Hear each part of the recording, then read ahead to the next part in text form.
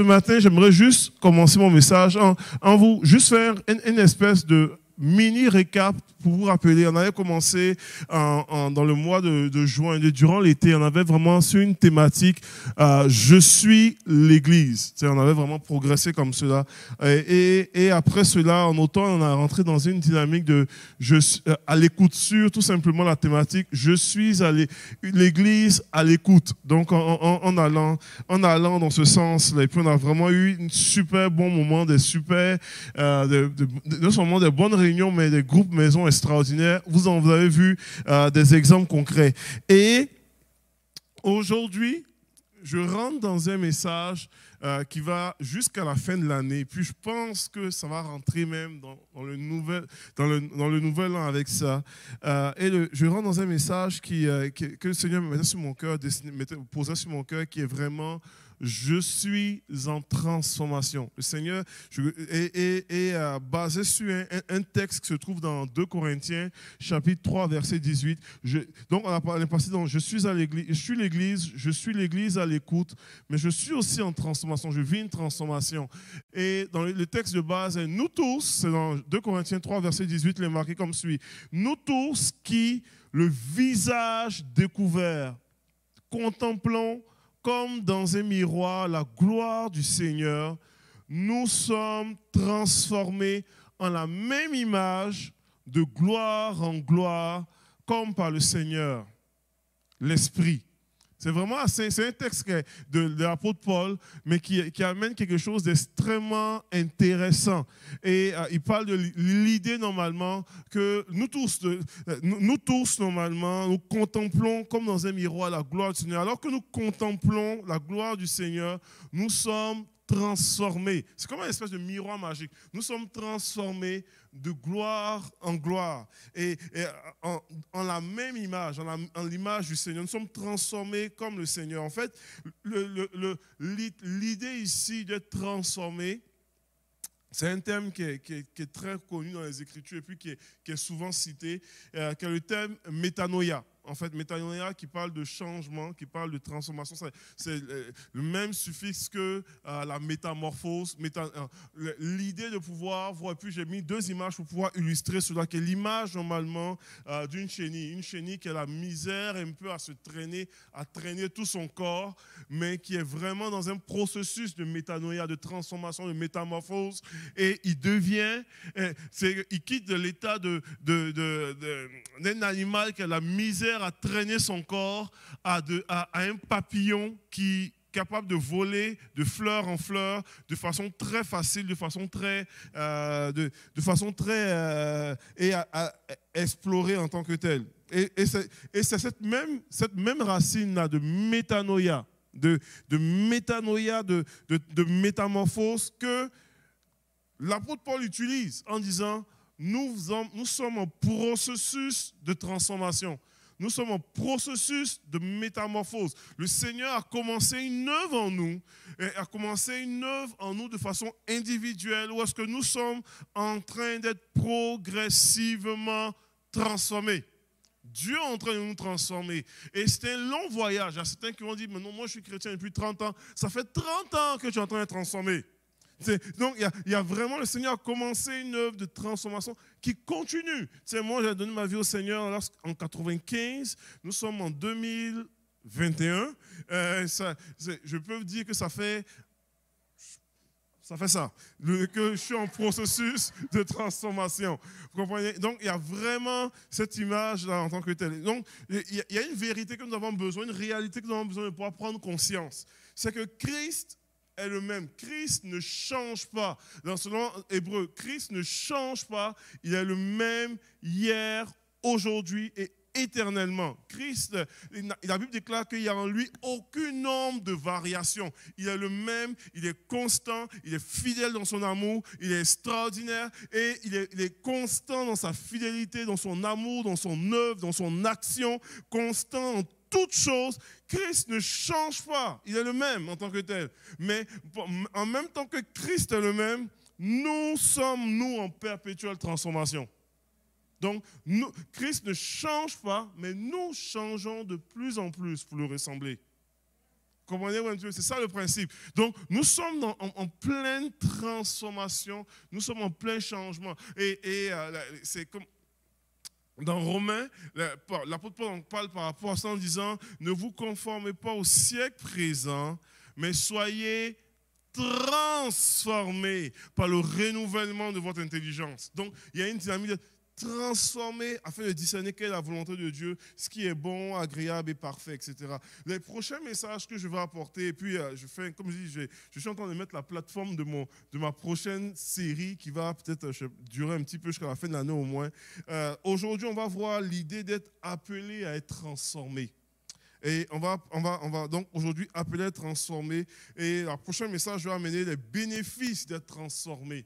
Et puis, on va terminer avec le cœur du croyant transformé. Toujours fidèle en A, B, C. Donc, c'est ça. Mais ça, donc, appeler à être transformé, les bénéfices d'être transformé et le cœur du croyant transformé. Donc, les 3 prochains messages, ça va être vraiment dans cette directive-là. Et j'aime normalement le texte, quand on parle de l'idée d'être appelé à être transformé, le Seigneur, normalement, produit en nous une transformation au travers. C'est la parole du Seigneur est relâchée sur notre vie, comme un peu Dieu qui relâche sa parole dans le monde en disant que la lumière soit. Et la lumière fut. Il y a eu un processus, tout simplement. On parle au commencement, Dieu créa les cieux et la terre. La terre était informe et vide. Il y avait des ténèbres sur la surface de l'abîme. Et l'Esprit de Dieu se mouvait au-dessus des eaux. On dit, puis Dieu dit que la lumière soit. Puis la parole était une parole transformatrice qui était déclenchée et qui a produit transformation. Et le monde entier tel que nous le connaissons, l'univers a été créé par la puissance de la parole. Et cette même parole-là, la Bible parle de cela, dans Jean, on dit, au commencement de la parole était avec Dieu, la parole était avec Dieu, cette parole était faite chair, elle a habité pleine de grâce et de vérité au milieu de nous. Cette même parole, la transformatrice, est manifestée. Christ nous la communique et Christ nous parle encore aujourd'hui. On a parlé, on a fait la série sur l'écoute pour dire, oui, Dieu nous parle. Et Dieu relâche des paroles de transformation sur nos vies, qui produit en nous cette transformation-là. En fait, là, Ésaïe présente une parole que Dieu a déclarée dans Ésaïe 55, verset 11. Il dit, il en va de même pour ma parole, celle qui sort de ma bouche. Elle ne revient pas à moi sans effet, sans avoir accompli ce que je désire et remplit la mission que je lui ai confiée. En fait, Dieu dit normalement qu'il y a quelque chose qui prend place, il y a un processus de transformation qui se déclenche avec ma parole. Il dit, elle qui sort de ma bouche, il dit, elle ne revient pas vers moi sans produire un effet. Il dit, ce que j'ai déclaré, elle va produire un effet, puis elle va revenir vers moi.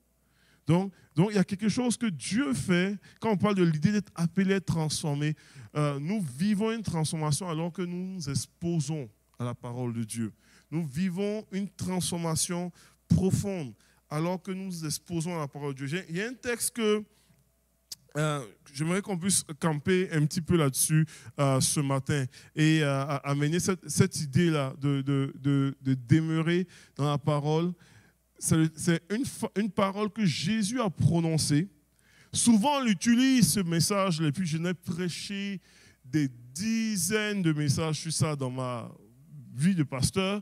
Dans Acte 1, verset 8, souvent quand on lit ce message, on va lire souvent le message pour pouvoir prêcher sur le Saint-Esprit. Mais avant de pouvoir prêcher sur le Saint-Esprit, c'était une parole que Jésus a déclarée. Il a prononcé quelque chose. Et c'est une parole, il dit, c'est Jésus qui dit ça à ses disciples. On connaît ce passage, il dit, mais vous recevrez une puissance, le Saint-Esprit survenant sur vous, et vous serez mes témoins à Jérusalem, dans la Judée, dans toute la Judée, dans la Samarie et jusqu'aux extrémités de la terre. C'est une parole que Jésus a prononcée. Oui, on va prêcher sur le Saint-Esprit, puis comprenez-moi très bien, hein, théologiquement, c'est correct de prêcher sur le Saint-Esprit avec ça. C'est extraordinairement correct d'ailleurs. J'en ai fait plusieurs fois. Mais je préparais mon message et puis le Seigneur me disait, oui, le message, c'est un texte sur le Saint-Esprit, mais avant tout, c'est une parole que j'ai annoncée. C'est une parole que j'ai déclarée. et elle est allée vers nous, elle a produit son effet. C'est ça, en fait, la réalité, la beauté de la chose. Vous pouvez, quand on prend conscience de ça, on peut l'appliquer sur toutes les phrases et les paroles, les déclarations que Jésus dit sur nous. Et en disant quelque chose sur nous, en disant « je suis avec vous jusqu'à la fin du temps », en disant que je vous ai donné le pouvoir de marcher sur les serpents et les scorpions et sur toute la puissance de l'ennemi, en disant « ce que tu liras sur la terre sera lié dans les cieux, ce que tu délieras », toutes les paroles que Jésus a déclarées sont des paroles émanant de Dieu qui sont puissantes pour produire transformation. C'est ça qui est beau. Et c'est ça qui est magnifique. Et quand on regarde le texte en question, puis j'ai déjà eu à prêcher là-dessus, tout ça, c'est un texte qui m'a toujours intrigué et qui a soulevé, qui soulève réflexion dans ma vie. Quand Jésus dit, vous recevrez une puissance, et le Saint-Esprit survenant sur nous, il dit, et vous serez mes témoins à Jérusalem. Puis, comprenez très bien, Jésus s'adresse ici aux 120. Parce il dit, vous serez mes témoins à Jérusalem, en Judée, en Samarie et jusqu'aux extrémités de la terre. Puis je vais lui prêcher ici il y a quelques semaines en disant, Jérusalem, on a souvent associé Jérusalem comme étant notre endroit sécu, notre endroit, notre maison, notre endroit où est-ce qu'on habite. Puis il dit, il faut comprendre que Jérusalem pour les apôtres, ce n'était pas un endroit sécure pour eux. Ce n'était pas normalement leur endroit où est-ce qu'on peut dire c'est notre base. Pas du tout. Elle est devenue plus tard leur base. Mais tous les apôtres de l'époque venaient de la Galilée. Donc, Jérusalem était l'endroit où est-ce que leur maître avait été crucifié. Comprenez-vous un peu? Jérusalem était l'endroit hostile. Ils voulaient fuir Jérusalem. Ils voulaient quitter Jérusalem. La preuve, lorsque Jésus est crucifié, la Bible mentionne qu'ils vont fuir. Jésus leur dit, quand il ressuscite, il dit, je les précéderai en Galilée. Parce qu'ils avaient fui. Parce que, comprenez très bien, où est-ce que ça va mal là? Je prends un exemple simple, tu voyages, et puis tu es supposé normalement aller à Cayo Coco en vacances ou au Mexique. Tu es content d'aller au Mexique. Finalement, il y a un petit détour d'avion et tu atterris à Kaboul. Il me semble que c'est comme, non, tu veux juste t'en aller, tu veux juste quitter. C'était un endroit hostile. Je ne veux pas être là. C'était un petit peu ça. Donc, et Jésus dit, non, vous serez mes témoins à Jérusalem. Il dit, dans l'endroit hostile, vous commencerez là. Il dit, ensuite, vous serez mes témoins dans toute la Judée. Les gars, ils venaient de la Galilée. J'aurais tellement voulu mettre une carte là pour vous montrer où est-ce que ça se trouvait. Il se trouve au nord. Ils viennent de la Galilée. C'est comme si tu fais ton ministère. On te dit tu vas être dans un endroit hostile, mais on te dit tu vas finalement être dans un endroit où est-ce que Jérusalem se trouve dans la Judée, dans le fond. Donc, c'est comme si tu vas exercer ton ministère dans la province hostile. Donc, et ils viennent de la Galilée, ce n'est pas chez eux. Ils auraient bien aimé être en Galilée. Après cela, Jésus dit non, vous serez normalement mes témoins dans la Samarie, qui est l'endroit où est-ce qu'on ne veut pas aller. Entre les Juifs et les Samaritains, il n'y avait pas de relation. Comprenez un petit peu? Et puis, techniquement, puis c'est là mon point de mon message.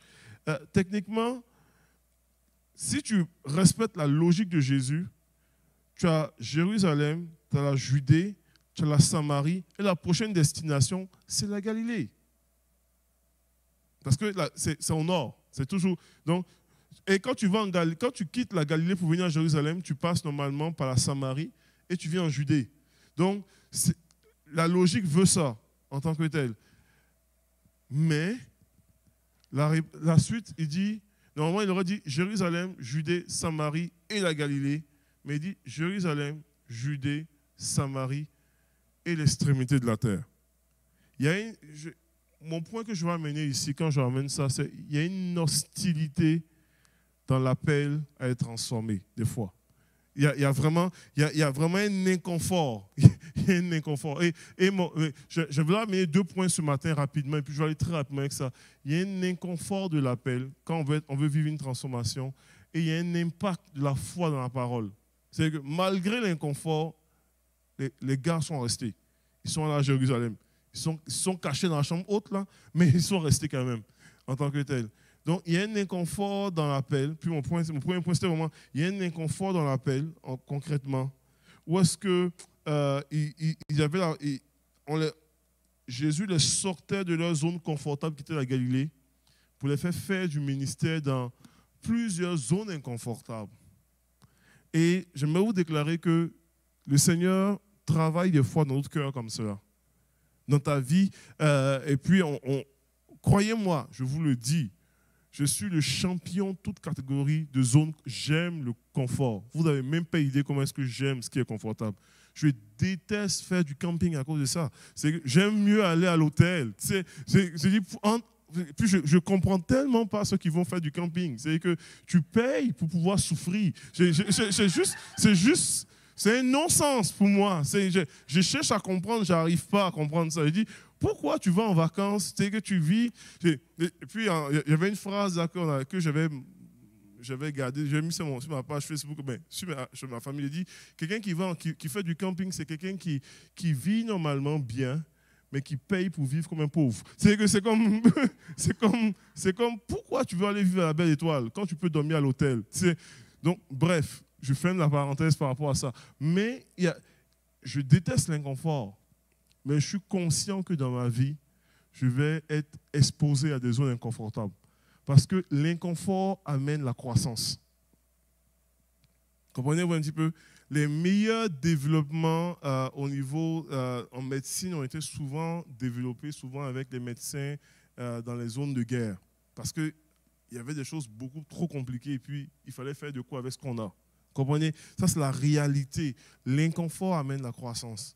Et il y a un inconfort dans l'appel qui des fois arrive. Ce n'est pas un message populaire. On n'aime pas trop ça.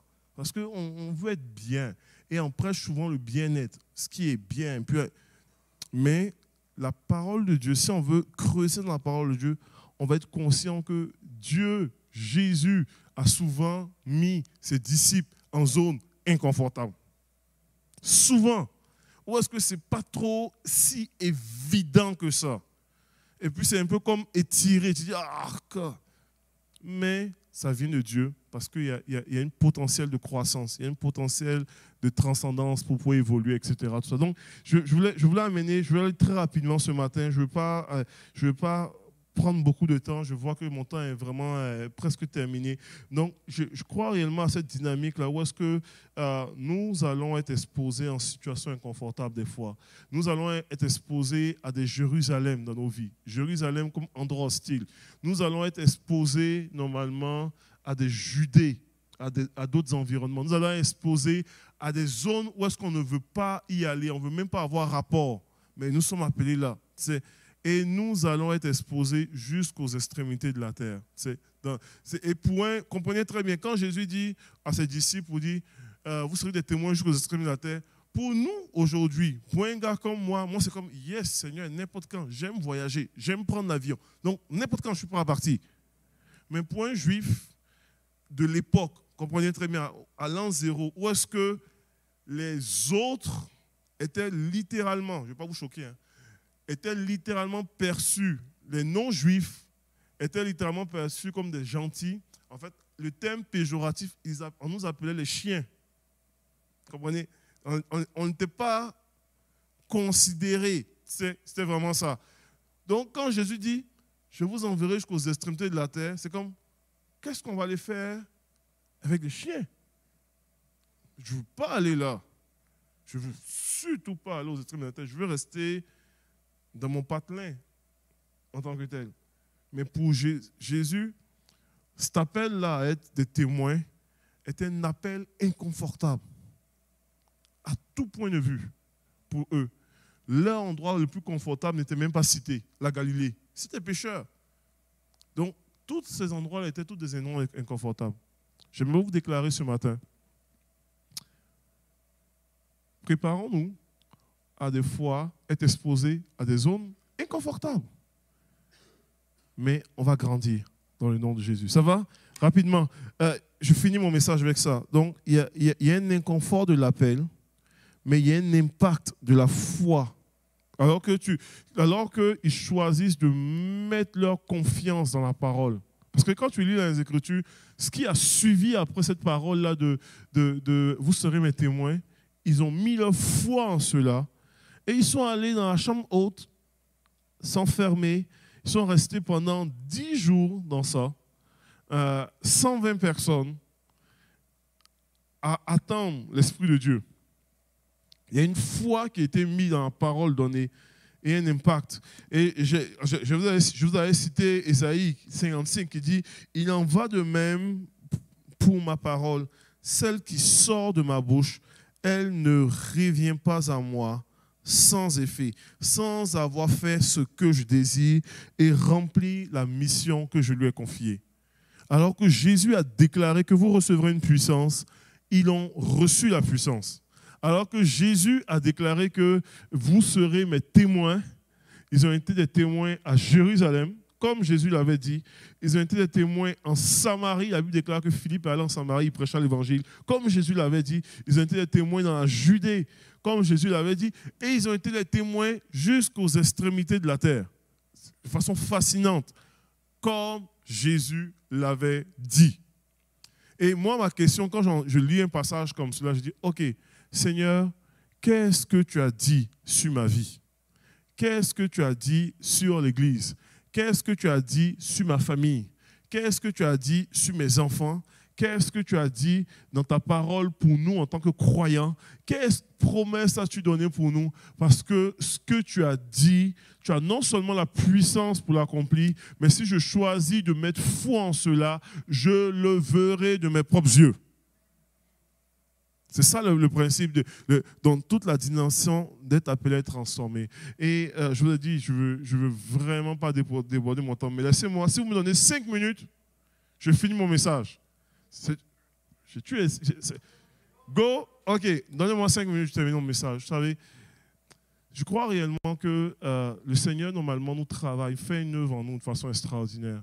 Et nous avons besoin, d'avoir foi en ce qu'il dit.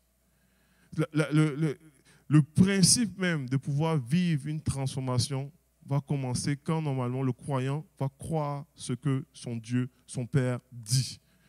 En fait, nous sommes tous croyants. Nous croyons en quelque chose. C'est ça la réalité. Les gens vont dire, ah mais moi il y a des athées. Non, ils croient en quelque chose. Ils croient en rien. Mais finalement ils croient en quelque chose. Et la Bible déclare que Dieu a mis dans le cœur de l'homme la pensée de l'éternité. Donc, il y a certains qui vont mettre leur foi dans leur compte bancaire, dans leur bébel, dans leur RIER, dans leur golf, dans leur maison, mais ils finissent par croire en quelque chose. Ils vont croire normalement à des philosophies, à des pensées, ils vont croire normalement à des religions orientales, ils vont croire à des mais ils croient en quelque chose. Nous avons été créés croyants, nous avons été créés adorateurs. Nous adorons quelque chose. Il y en a certains qui vont dire, oh, mais moi j'adore le golf, moi j'adore par exemple telle affaire, j'adore ma vie, je vis normalement pour faire le plus gros chiffre d'affaires dans mes finances. Donc nous sommes nés croyants et nous sommes nés adorateurs. La vraie question c'est de qui adores-tu et en qui places-tu ta foi? Et le croyant, puis c'est ce qui va avoir un impact dans ta vie. L'impact de ta foi dans la parole de Dieu est sans limite. Et c'est ce que je vais amener, cette pensée-là. Est-ce qu'on choisit de placer notre foi en ce que Dieu dit? Parce qu'on va entendre plein d'autres voix, mais choisir de placer notre foi en ce que Dieu dit et la vivre dans notre quotidien, concrètement. Vous savez, je vais être brutalement franc avec vous. Vous me permettez? Puis je termine vraiment avec ça. Il y a normalement, j'ai utilisé 2 images des fois. Il y a l'image normalement de l'église ou du croyant pieuvre et puis du croyant étoile de mer ou de l'église étoile de mer. J'ai utilisé les 2 images en question. On le voit. Et il y a ces 2 animaux marins comme on le dit. Une des choses qui arrive normalement dans les deux ont tous un pouvoir de régénération. En fait, la pieuvre, lorsqu'elle attaque ses proies, elle peut tomber, elle attaque souvent les crustacés, etc. Tout ça. Elle peut normalement être mal prise avec un gros crabe, etc. Et le crabe peut sectionner une de ses tentacules. Puis quand ça arrive, ça, bien entendu, ça peut arriver que la pieuvre lâche la proie et puis elle s'en aille, tout ça. Mais la pieuvre, au niveau de sa tête, ça a toutes des cellules régénératrices. Et la tentacule coupée est capable de repousser avec le temps. Donc, elle repousse avec le temps, etc., tout ça. Et puis, elle fonctionne. Et puis, elle continue toujours de fonctionner, la pieuvre. La façon de pouvoir empêcher cette croissance-là, simple. En fait, si tu as un harpon, tu tues la pieuvre en frappant dans la tête. Et tu la tues, et puis, si tu as frappé dans la tête de la pieuvre, elle meurt, ça finit là, concrètement. Puis les tentacules, il n'y a rien, il n'y a plus rien, la pieuvre est morte, elle est bonne à être mangée, et, en tant que telle. Au niveau de l'étoile de mer, c'est un petit peu différent. En fait, il y a d'autres espèces d'étoiles, il y a plusieurs espèces d'étoiles de mer. Celle que je vais montrer là, la Lynxia, elle est, comment on appelle là, c'est une étoile de mer qui a les mêmes cellules régénératrices que la pieuvre, mais un peu plus encore. Elle a une capacité de pouvoir, donc là, elle, c'est dans toutes ses, c'est pas juste dans la tête où est-ce qu'on gère tout ça, quoi. C'est dans son ADN, dans toutes ses pattes, ses bras, tout ça, quoi. Elle a toutes des cellules régénératrices. De sorte que si une proie ou si quelqu'un sectionne un bras de cette étoile de mer-là, non seulement elle est capable de se régénérer, mais le bras sectionné est capable de se régénérer pour devenir une autre étoile. Donc, en pensant la couper, en fait, tu en crées deux étoiles de mer.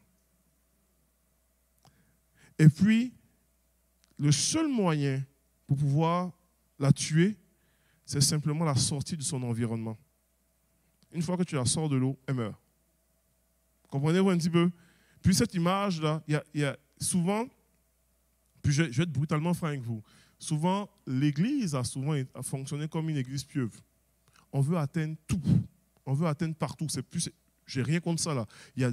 On veut atteindre les perdus, on veut atteindre la société, on veut atteindre les gens dans l'église, on veut atteindre les prisons, on veut atteindre. Puis ça prend normalement une forte tête, un gros leadership qui fonctionne. Puis s'il y a une section qui coupe ou qui faiblit, c'est pas grave, on va encore capable de s'auto-générer, etc. Puis on va essayer de creuser plus, on va essayer de motiver plus, on va essayer d'amener plus, on va essayer de faire plus. Et puis, c'est pas mauvais quand de fonctionner comme cela pendant un bout. Puis, il y a beaucoup d'églises qui fonctionnent encore comme cela dans un bout. Mais je peux être honnête avec vous, dans ma réflexion sur l'église de Jésus-Christ, je crois que Jésus nous appelle à être beaucoup plus dans un modèle d'étoile de mer. Comprenez-vous un petit peu? Beaucoup plus dans une étoile de mer. Et dans les Écritures, là, quand tu lis dans les Écritures, tu étudies l'Église, dans Actes des Apôtres, les chefs religieux avaient compris comment est-ce qu'il fallait détruire une église pieuvre. Une église pieuvre, là, puis la Bible dit, frappe le berger et les brebis seront dispersées.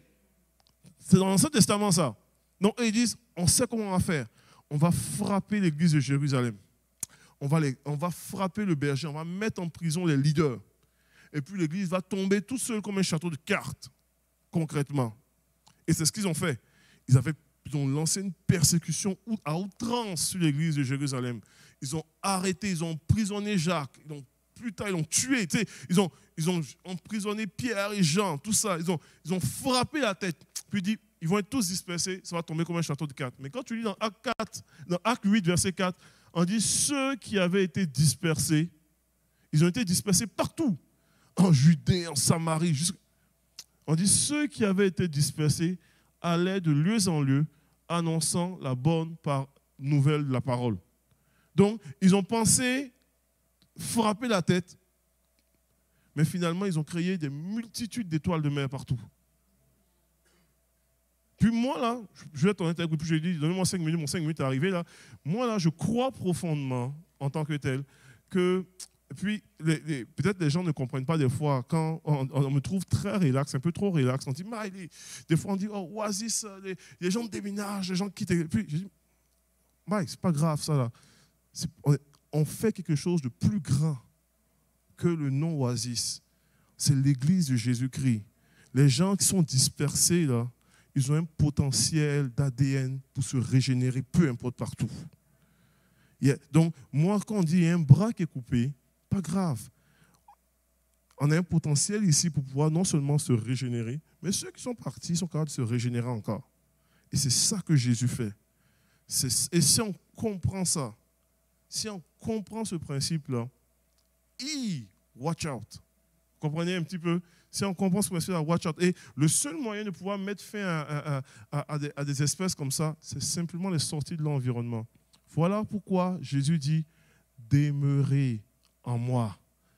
Moi, là, je veux rester dans l'environnement de la présence de Dieu.